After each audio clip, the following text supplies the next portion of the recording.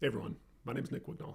I'm a clinical and consulting psychologist, and in today's video, I'm going to break down the psychology of indecisiveness. Specifically, we're going to look at 4 common but subtle habits that maintain indecisiveness. For each one, I'll explain how it works and then end with a practical small suggestion for how you could start to break out of that habit and become more decisive as a result. All right, let's dive in. Number 1, self-doubt. Self-doubt is the mental habit of chronically and severely questioning your abilities, your character, or even your decision-making. Okay? It's doubting yourself, but to an unhealthy degree, both in terms of frequency and intensity. So for instance, let's walk through a simple example of this. Suppose it is your mom's birthday coming up and you forgot to get a gift, so pressure's on, you got to get something relatively quickly. And your first thought goes to that cute little restaurant in the town next to hers, and you think, oh great, I'll just call them up and get a gift certificate. But as you open up your phone to call them, right before you hit call, another thought, a doubt, pops into your mind. What if she doesn't like that restaurant anymore? There's that initial bit of doubt. Now, as a result of that doubt, you understandably feel a little bit anxious, a little bit nervous because of this negative possibility. So you decide to, instead of calling anyway, you decide to call your sister and ask your sister what she thinks of this idea. And despite your sister saying, yeah, great idea, she loves that place, the self-doubt keeps rolling. You keep doubting. You think to yourself, maybe I should get her earrings instead. I know she really likes jewelry. Or, I don't know, maybe I should get her something more personal. Maybe I should make something. No, you idiot, you can't make anything. You're not creative. Why would you want that? This is crazy. How come I can't make a decision? This is so dumb. I should just call the restaurant. Maybe I should ask my dad. He knows her really well. No, that's stupid. He's a terrible gift giver. Why would I ask my dad? Maybe I'll just get her an Amazon gift certificate or an Amazon gift card. Then she can get whatever she wants, right? No, that's super boring. You cannot get your mom an Amazon gift card for her birthday. On and on and on and on it goes. So at this point, you went from being a little bit indecisive to tremendously anxious and now tremendously indecisive as a result of this pattern of doubting yourself and your own ability to make decisions. Now, the key thing to see here is that it's perfectly normal to experience an initial bit of self-doubt. Before a lot of decisions, most people experience a little bit of doubt, like, should I do this or should I do this? Red or blue, chocolate or caramel, I don't know, whatever. That's totally normal. That initial self-doubt and the little bit of anxiety or nervousness that comes with it. Completely normal, happens to everybody. The problem comes in terms of how you respond to that initial self-doubt and the anxiety it produces. And people who struggle a lot with being indecisive, they are often in the habit, even though they don't realize it, of doubting themselves in response to an initial doubt and worry. So it's how they respond to that perfectly normal initial doubt that makes them different and that contributes, as we'll see, to a lot of their indecisiveness, their inability to just make a decision. So people who are relatively decisive, on the other hand, they experience a little bit of self-doubt, they feel a little bit nervous, a little bit anxious, but they mostly just trust their decision-making and do it anyway. Now, you might be thinking to yourself, well, that's nice for them, like that they can just trust their decision-making, but what if I don't trust myself? That's the whole problem. To which, I think what I would say here is, you might be thinking about it backwards. And what I mean is, sure, trusting yourself makes it easier to be decisive, but it's not a prerequisite. And in fact, the way you start to trust yourself more is to make decisions in the face of doubt and anxiety anyway. To do it even though it's hard, even though you don't know for sure, even though you're anxious, even though you have self-doubts.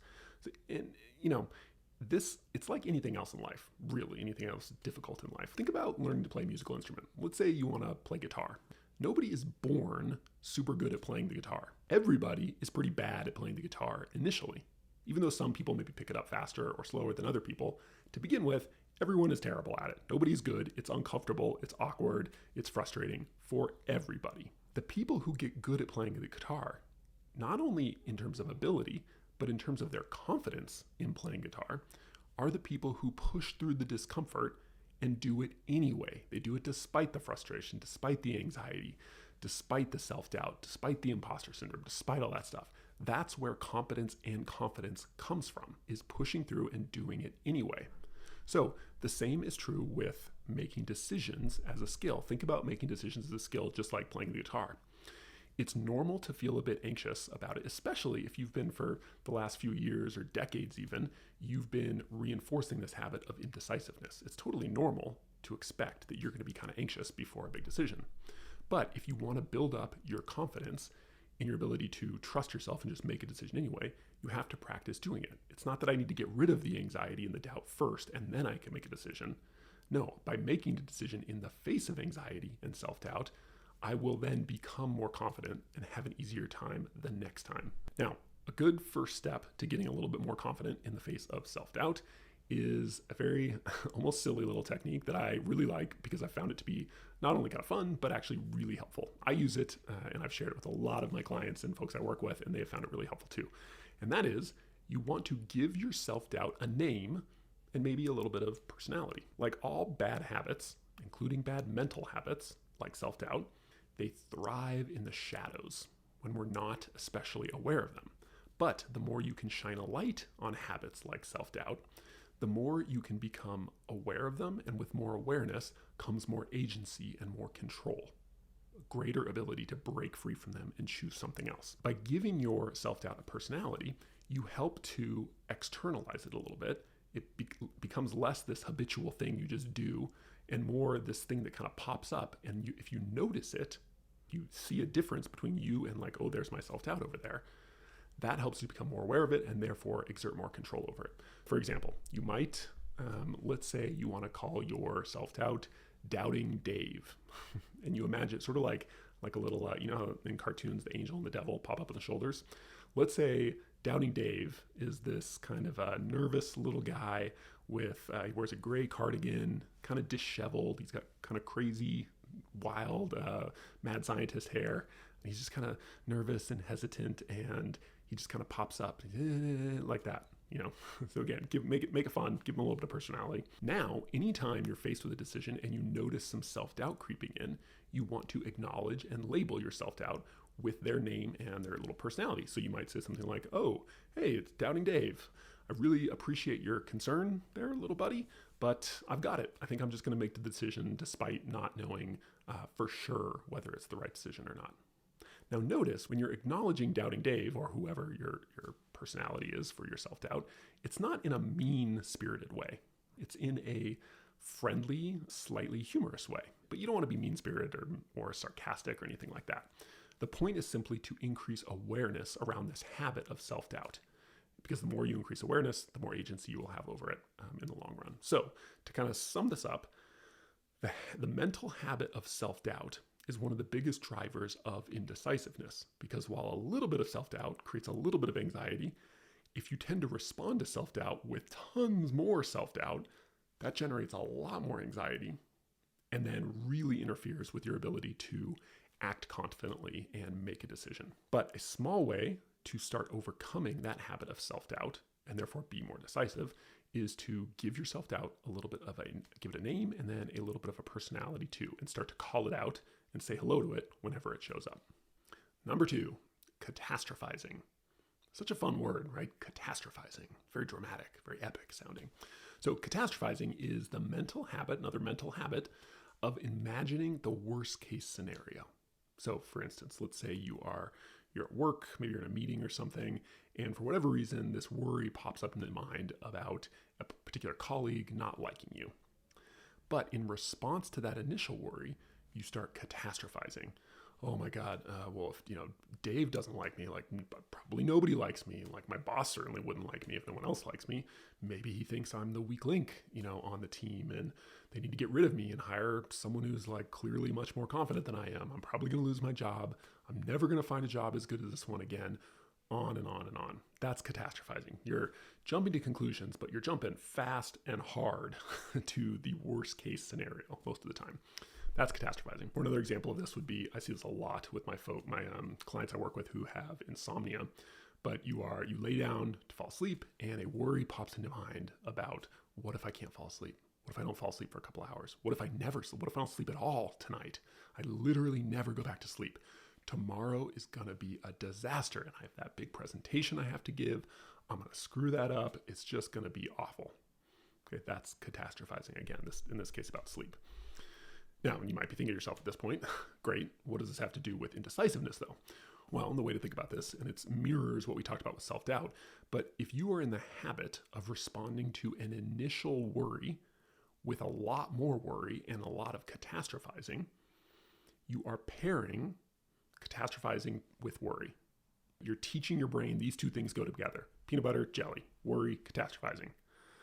What this means then, the more you kind of build this association up, the more likely it is that when a worry pops into mind, particularly a worry before a big decision, your mind will immediately and quickly go right to catastrophizing. And this is a problem because while a little bit of anxiety or nervousness probably isn't going to derail you from making a decision, if every worry immediately gets paired with a ton of catastrophizing and all the anxiety that goes with it, that's definitely going to interfere with your confidence and your ability to make a decision. Now, if you struggle a lot with anxiety, with chronic anxiety and chronic worry in particular, I've written a few articles about this. It's a very common problem that actually has some very good solutions to it. So I will link to some resources. You can find those in the description of the video below. But to just kind of get you started, I want to share with you a very simple little technique that is actually extremely helpful. And I call it jackpotting. Now, jackpotting is sort of the opposite of catastrophizing. Catastrophizing is something negative happens, and then you immediately go to the worst case scenario, how it's going to be awful. Jackpotting is the reverse. In response to something negative happening, you go to the best case scenario. Like you hit the jackpot, you won the lottery, the best thing in the world is going to happen. So you are, you're at work, the meeting, the worry pops into mind about someone doesn't like you, and then jackpot, you go, oh, I'm starting to catastrophize, I'm going to jackpot instead. And you go to, you know what? Dave didn't like the comment, but I bet my boss loved it. He thought it was brilliant. It was the best idea ever. I'm probably going to get promoted. I'll be, senior VP by the end of the year. Or something a little bit more weighty. Let's say you're considering a really big decision like leaving your job or switching careers entirely. And you find yourself starting to worry about, oh my God, what if it doesn't go well? But then, hey, you catch yourself catastrophizing and you jackpot it instead. This is going to be so great. I've always wanted to be a teacher. I'm going to love it. It's going to be so fulfilling and satisfying. It's just going to be incredible. There you go. That's an example of jackpotting. Now, I want to be really clear about something here. The point of jackpotting is not to feel less anxious in the moment. It's not about encouraging positive thoughts. It's not about manifesting your dreams, none of that stuff. The whole point of jackpotting is to foster mental flexibility. Mental flexibility. Just like our bodies can get like kind of tight and rigid, but we can stretch them and limber up. Similarly, our mental habits, our patterns of thought can get tight and rigid and constricted, or if we stretch them, they can become much more flexible and limber. And in general, when it comes to emotional health, certainly around the anxiety of decision making, being limber cognitively, mentally is really helpful. When you are in the habit of catastrophizing in response to a worry that comes about when you're thinking about making a decision, when you practice jackpotting, considering a very different alternative in your head, you're limbering up your mind. Instead of just going down that same old track of worry and catastrophizing, by pulling a total 180 and going off in the other direction, you're changing things up. You're being more flexible. And what this does is the next time you're faced with a similar situation, it's going to be a little bit easier to go off course because you're starting to lay down new grooves. And that old groove of catastrophizing is not going to get as used as much. So this can be really, really helpful. It's a simple little technique. There's a lot more things you can do for chronic worry, but this is a very simple one that I found very, very helpful. And remember, it's not about positive thoughts. It's not about feeling less anxious. It's about retraining your brain. It's about becoming more mentally flexible. So to sort of sum up this section, what we talked about is there's this mental habit of catastrophizing, which is imagining the dramatically worst case scenario in response to any negative thing. Now, when this happens, catastrophizing generates tons of anxiety, way more anxiety than comes from the initial little worry. And when you have all that anxiety on board, it really interferes with your ability to make a decision confidently. And so therefore, it's a driver of indecisiveness. One way to start breaking the habit of catastrophizing is to, as soon as you notice yourself catastrophizing, pair it with jackpotting, imagining the best case scenario, a totally different and much more positive version of how things could go. Number 3, rumination. Fun fact, the term rumination originally comes from I think it's a Latin word for to chew. So when you see cows out in a field just sitting there like chewing on their cud or their grass or whatever it is, that's ruminate. It's to chew over and over and over and over again on something. And while ostensibly that's a good thing for cows, I guess, when we are in the mental habit of ruminating, it tends to be not so great, including for our ability to be decisive and make decisions confidently. So technically speaking, when it comes to emotional health and psychology, rumination, it's sort of the inverse of worry. Worry and catastrophizing are negative, unhelpful thinking about what might happen in the future. Ruminating, on the other hand, is negative, unhelpful thinking about something that has happened in the past. So let's use a really silly, simple example. You're at the grocery store, you need some new toothpaste, and you're considering trying this new type of toothpaste that a couple of your friends have been raving about. You're literally reaching for this new tube of toothpaste, and then a thought pops into your mind, a memory from like 10 years ago when you tried this new kind of toothpaste on the recommendation of your dentist, and it was awful. You had it might have been like a nervous not a nervous reaction, an allergic reaction. And you got kind of swollen and puffy and you were sick. And so now you're thinking about this time and how awful it was. And you missed a couple days of work and it was really bad, and on and on and on. So you're ruminating on this negative event from the past. Obviously, that's going to get in the way of your decision to just get this new kind of toothpaste.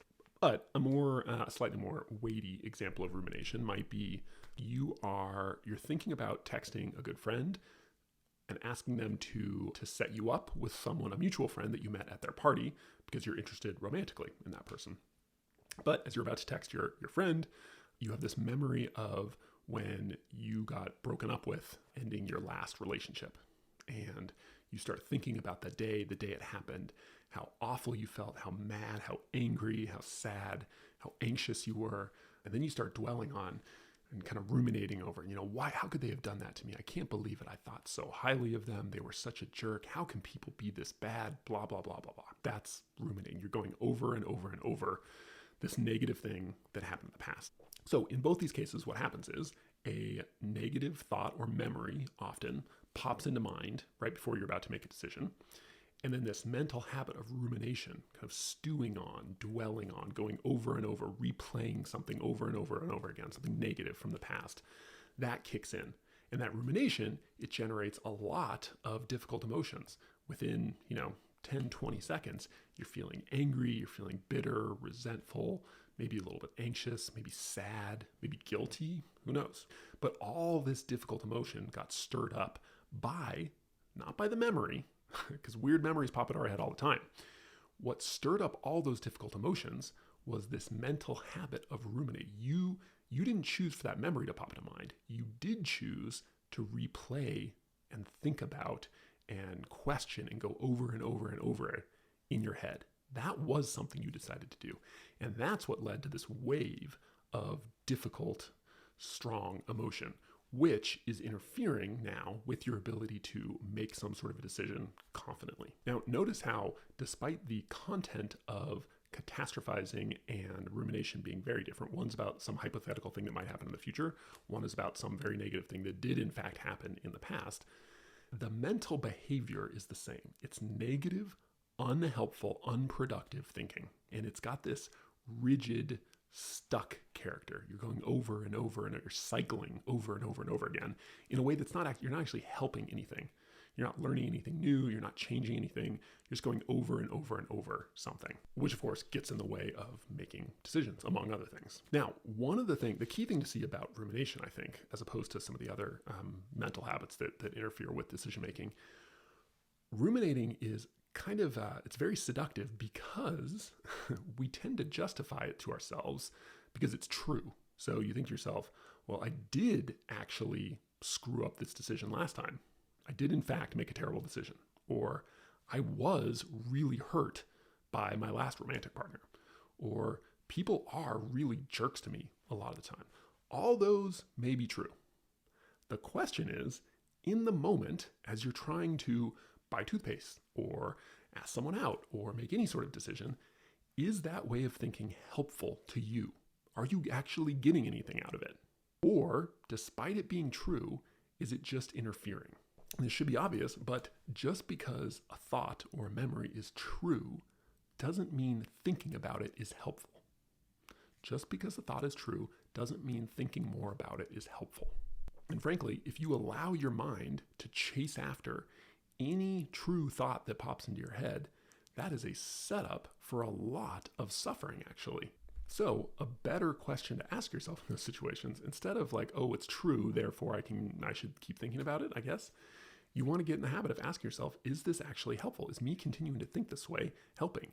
Is thinking and replaying that terrible mistake I made last week for the 200th time, is that going to help me in any way now in the present? Or by reminding myself that people are jerks, however true, is that actually helping me do something good in my life right now? Your decision to engage with thoughts is a really impactful one, especially when it comes to decision making, because when you're faced with a decision, especially a big decision, your mind's going to throw all sorts of thoughts at you. And if you just go running after any old thought for who knows why reason, of course you're going to have a hard time staying on track and making a decision. So it's important to be disciplined about which thoughts we choose to pay attention to and elaborate on, and which ones we acknowledge and just sort of let go and refocus back on the task at hand, whatever that may be. So if you are the kind of person who tends to ruminate a lot, especially in the face of decisions, right? If you are in the habit of thinking back on mistakes or injuries that happened to you in the past, and that's causing a lot of interference with your ability to be decisive, you really want to build up this habit of questioning the way your thoughts are going through the lens of, is this helpful or not? Forget about whether it's true or not. Ask yourself whether a particular line of thinking is actually helping you in the moment. Okay, to kind of sum up this section, rumination is the mental habit of thinking unproductive and negative things about the past, usually mistakes you've made or offenses that have been committed against you. And just like catastrophizing, rumination tends to interfere with confidence and your ability to make a decision decisively because of all the difficult emotion that it generates and stirs up. You can get better, however, at letting go of rumination by asking yourself whether that line of thinking is helpful, not just whether it's true or not. Number 4, people-pleasing. Now, people-pleasing is the habit of chronically putting other people's wants and needs before your own because you're afraid of how they will think or feel about you, usually. So, for example, let's say it's getting late in the evening and your partner asks if you want to have Chinese for dinner. Now, really, you don't, because you've had Chinese 5 out of the last 7 days, and frankly, you're kind of sick of Chinese food. But you are also kind of afraid that if you say no, your partner might get upset, be a little bit disappointed, maybe they'll be kind of grumpy and frustrated, and it will ruin the evening. So what do? You smile and say, sure. That's people-pleasing. You are putting off or kind of sacrificing what you actually want for someone else because you're afraid of how they might feel or think. Another example might be you're at work and you get an email from a client asking to reschedule a meeting for the 3rd time. And not only is it the 3rd time for this meeting, they have this pattern of rescheduling all the time. And you're really getting sick of it.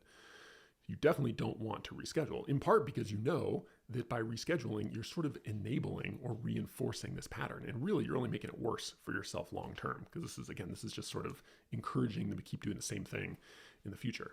But you're afraid that if you say no, they're going to get angry or they'll be disappointed or something.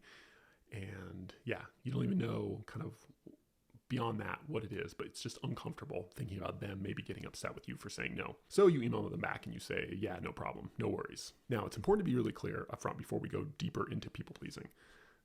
There's nothing wrong with being nice to other people or sometimes sacrificing or putting off or deferring what you actually want for someone else. In fact, that's a wonderful thing to do sometimes when it's justified, when it really makes sense, when it aligns with your values. Okay, so that's really key. Just because you are thoughtful and do things for other people and are willing to sacrifice what you want and need sometimes, that's not necessarily bad. That can be very, very good. It tends to be a problem when A, it's chronic, This is just your default. You don't even consider whether you want to do it, as it's just, you just do it anyway. It's not thoughtful, it's impulsive. That's the first thing. And then B, when it's motivated not because you think it's the right thing to do, but it's motivated based on fear. You're afraid mostly of how they might feel or react. So that's how you know when people pleasing becomes really unhealthy, when it's chronic and impulsive, and when it's based on fear, not values. Okay, with that in mind, people pleasing is one of the more subtle but actually really powerful causes of indecisiveness. And it tends to interfere with confidently making decisions in sort of two ways. There's a direct way that's pretty obvious. Let's say you're trying to break up with your boyfriend, but then you think about, oh, they're going to feel really sad. Maybe they'll get kind of angry or feel disappointed. No, maybe I won't do it. Obviously, that people-pleasing tendency is getting in the way of you being able to make a decision in the moment. However, the more common way that people-pleasing impacts our tendency to be indecisive is much more indirect, but ultimately more powerful, which is chronic people-pleasing teaches your own brain that other people are more important than you are.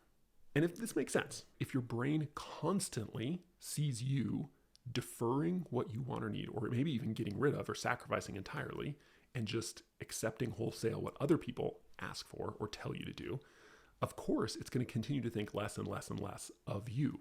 Put another way, what's happening here is your confidence goes down and down and down. Chronic people-pleasing lowers your self-confidence generally, and low self-confidence makes it really hard to be decisive in any kind of decision. So if you struggle with a lot of indecisiveness, but those first three habits we talked about, self-doubt, catastrophizing, and rumination, if those maybe don't show up a ton or don't seem super impactful in your life, it's very possible that this one is going on, that you have a tendency to be a people pleaser. And the kind of subtle result of which is that it is lowering your overall self-confidence, which is then making it hard to make decisions, especially in the face of uncertainty or the emotional discomfort that comes along with thinking someone else might be upset. So in interpersonal situations, it really tends to take a toll. Now, ultimately, the way out of the people-pleasing trap is to build up the skill of assertiveness, which is one of the most underrated but essential skills in all of emotional health. Of course, becoming more assertive is a thing. Like that's a project in some way. Very worthwhile, highly recommended if that's something you struggle with, but there's a lot. And if what you're trying to work on is just to be a little bit more decisive, there is a small way you can start to be a little bit more assertive that's less intimidating, but very, very helpful, actually. And so I'm going to share that with you. And it's one of these things that almost sounds stupid when you say it out loud. It sounds too simplistic, but it's actually very, very powerful. And what I want you to do is, when you are faced with other people's requests of you, I want you to ask yourself, what do I really want? That's it. Super simple. What do I really want? Now, it sounds stupid because it's a very straightforward question, and we just sort of assume that we know what we want. Turns out, we often have no idea what we want, especially if you are a people pleaser. If you're a chronic people pleaser, you have probably been doing this for a long time, which means your habit is whenever someone asks something of you, you just immediately go right to what would they want? What do they need? You don't even stop to consider what you want. And if this has been going on for a long time, you might have no idea what you want in particular situations, because you never give yourself permission or space to actually think about it. You just go right to, well, what would they want? What do they value? What would be important to them? What would make them feel good? But if you step back and think about it, how the hell are you supposed to be decisive if you don't even know what you want? Knowing what you want, that's a prerequisite for being decisive. There's all sorts of other things that make indecisiveness hard, like you're anxious or you're ruminating or all those other things we talked about. But you can't even get to that stage if you don't even know what you want. And often, if you're in the habit of chronic people-pleasing, the really detrimental negative side effect that comes from people-pleasing is that you get out of the habit of asking and knowing what you genuinely want. So without putting any pressure on yourself to be super assertive and go set boundaries and ask for what you really want and all that kind of stuff, which is great, by the way, and I would encourage you to do that at some point if you need to. But a very simple, lower stakes, much easier habit to get into is when you're confronted, again, with a request from what someone else wants, just try to give yourself 2 seconds to pause and then ask yourself this question: what do I really want? And even if you don't get a magical answer, you won't, right? And even if you end up just deferring and going along with someone else wants, that's okay. The point of this habit is to build this little tiny tendency in your brain to also consider what you want in addition to other people. And once you start doing it, if you get in the habit of doing this, you're going to be laying the foundation, the base. You're going to be building the base on which you can then start to become and practice being more assertive, asking for what you want, saying no to someone else's request and instead proposing what you want, that sort of thing. You will be much better equipped to understand and act on your values, what's really important to you. So just start with this very tiny little micro habit of giving yourself space, regardless of the outcome, to ask yourself genuinely, no, what do I really want in this scenario? So to sum up this section, people-pleasing tends to cause indecisiveness because it lowers self-confidence generally. And low self-confidence obviously makes it hard to act decisively, especially in a difficult, high-stakes, uncertain situation. And a small way to start breaking this habit of people-pleasing is to give yourself space to simply ask yourself, what do I really want in this situation? The deep cause of indecisiveness. Now, before we end, I want to make a quick observation that I really hope you'll spend some time thinking about and reflecting on. In every case of indecisiveness, the common denominator is anxiety intolerance. Anxiety intolerance is the unwillingness to have or feel anxiety, and it usually results in some sort of coping strategy or behavior that allows you to temporarily, very briefly sometimes, escape from or alleviate the anxiety, but in the long run, it tends to make your anxiety even worse. So for example, in self-doubt, when you're faced with the anxiety of making a decision with imperfect information, with a lot of uncertainty, engaging in self-doubt, thinking through, oh, I can't do this, maybe I should do this, you can't do that, all that kind of thinking, it actually, even though it generally leads to you feeling more anxious in the long term, in the short term, it gives you something to do. It makes you feel like you are resolving uncertainty. So very temporarily, it distracts from the raw feeling of anxiety by going into your head and starting to think and doubt. Catastrophizing, similarly, when you start worrying, going to the worst case scenario, the reason we do that is because catastrophizing, like worry generally, it's very, very close to problem solving. So we kind of rationalize this behavior because it feels productive. We can kind of convince ourselves in the moment that to worry or to catastrophize, it's a good thing because it feels so much like problem solving. But really, again, it's a way to just get in our head and escape the feeling of anxiety because we are intolerant of it. We're unwilling to feel it. Rumination fulfills the same function. If you're feeling anxious in the present, going up into your head and then time traveling back into the past, that is a way to, however briefly and however much other crap the rumination leads to eventually, it very briefly gives you an escape from that anxiety in the present. Or people-pleasing. By deferring what you really want and just kind of going with the flow, so to speak, you avoid any anxiety about a potential conflict with some other person, them thinking or feeling badly about you, you feeling afraid of how they might feel. You can escape all of that by just being easygoing and going with the flow and saying, yeah, sure. So it allows you to avoid or escape anxiety.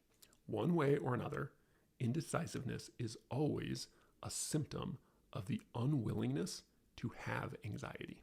Because when we view anxiety as something bad or a threat or a danger, we default to coping with it, either running away from it or trying to get rid of it. And while we might get a little bit of temporary relief, this only leads to us feeling less confident and more anxious in the long run. The solution is to radically rethink your relationship with anxiety.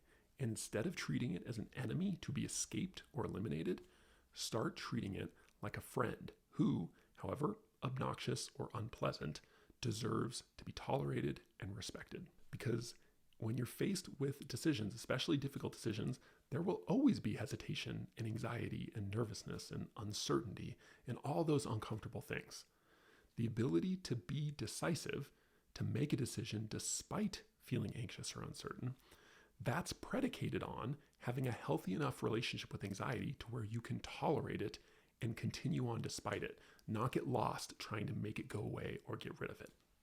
All right, thanks for watching. I hope you found this video helpful. If you're interested in learning more from me about anxiety, indecisiveness, confidence, worry, things like that, I write a free weekly newsletter called The Friendly Mind. It goes out every Monday morning, and you can join for free using the link in the description below.